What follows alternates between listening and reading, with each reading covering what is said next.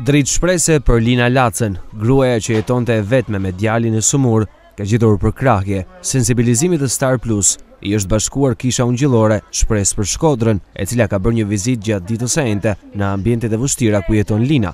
Përveç kësaj, përfaqësues të këtij komuniteti fetar sollën edhe disa ndihma ushqimore, të cilat do t'i shërbejnë sadopak kësaj gruaje në vuajtje e gjendur pas një të ardhur. Herë unë ju falenderoj juve si staf. Në radhë falenderoj edhe këta zotni që e kanë ndihmuar, nuk është problemi sasia se sa bën, si ka që ajo mundësia që jashtë për të ndihmuar.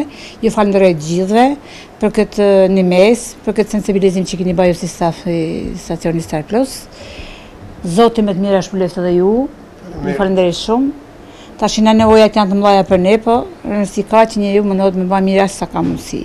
Pastori i kishës ungjillore Koli Puka premton se kjo nuk do t'jetë ndihma vetme për Linën, ndërsa nënvizon se vëmendja do t'jetë e përhershme ndaj kësaj gruaje dhe djalit të saj të sëmur për kontributet në vazhdim.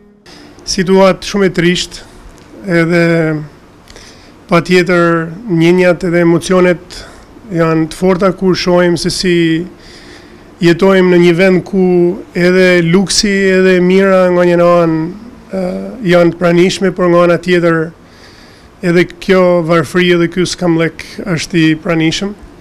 Edhe patjetër reagume sepse dëshira jonë edhe zemra jonë është që t'jena pranë atyne që vujnë edhe atyne që kanë dhimbje. Kjo është edhe porosia që vetë Zoti ju na vallon, të kujdesena për të varfërit, të kujdesena për njerëzit në nevojë.